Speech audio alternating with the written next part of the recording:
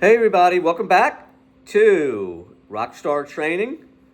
I hope you're enjoying everything I'm putting out there and will continue to ramp you up in your knowledge from beginner into intermediate and to advance. So let's talk about a little more than what we talked about yesterday. We talked about double stops and dyads, which are two notes put together in the same key that work everywhere on the fretboard, and there's just hundreds of them.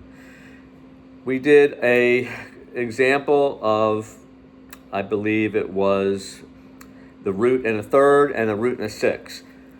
You can do dyads, double stops with a third, fourth, fifth, sixth. Those are ones that are used most of the time. But today you can also do octaves, okay? And that means playing two of the same notes, but on two different strings, and just getting a different sound because you have a higher note and a lower note. So you can do that, as long as you're playing the two notes together. A lot of times you have to muffle all of the other strings because you only want the two notes that you want to play ring out. Meaning that, say here on the 5th fret, you've got an A on your low E string, and then on your D string, you have another A. I'm playing them together. And you're not hearing the A string, and you're not hearing anything with the G, B, and the E, because you just my finger here, my first finger is kind of muting what's on the A string, and really the rest of my index finger is muting the other three strings.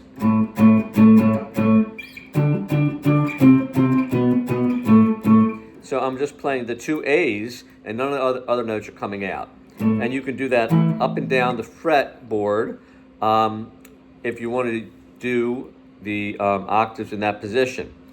I like to use the next two strings, say the D on the A string and then the D on your G string. So that's playing a D, but then you move it around, and when you solo, you can just basically move it around. Whether, like if you're using a pentatonic scale, whatever scale you're using. So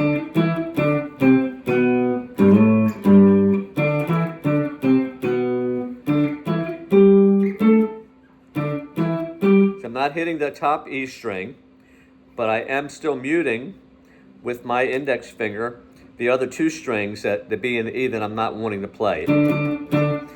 This is something that Wes Montgomery really did a lot in jazz. But it can be utilized in rock and in any other kind of music, just when you solo. And it's even a way that you could play the melody to a song and just give it a little more oomph and a little more depth than utilizing one string. Also, say if you want to just do the two notes starting on your D string, but you hitting the G, and then getting the G on your B string. Now again, I'm not hitting my E or A string. I'm basically starting to hit on my D string, and the other notes are muted. This time, I'm muting the G string with my index finger, and I'm muting the E string with my pinky.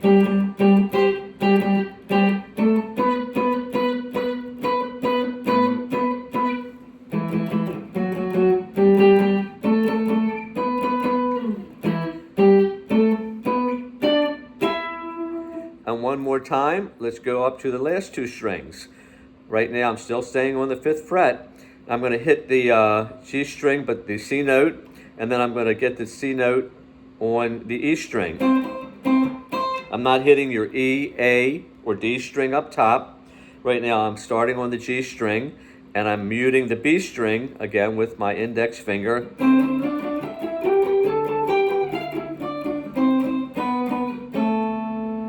And you can do melodies, if you want to pick them up that you've already learned with single string. You can incorporate them, with the octave. Say like Fly Me to the Moon.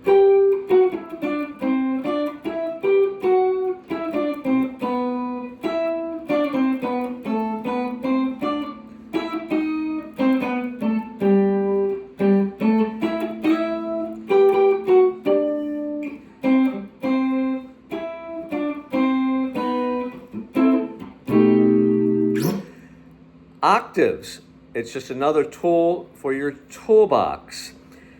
practice it any way you want, but it's the same note played on two different strings, and the strings are you usually skip one string to get to that other note. Like I said, you could do it even in, say, on E.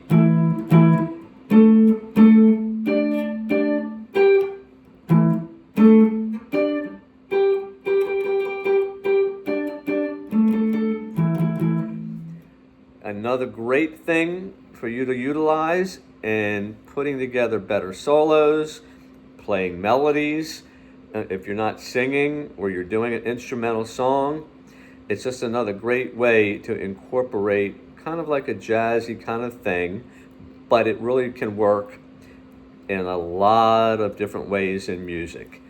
Enjoy the lesson, keep practicing, we'll get you something new tomorrow.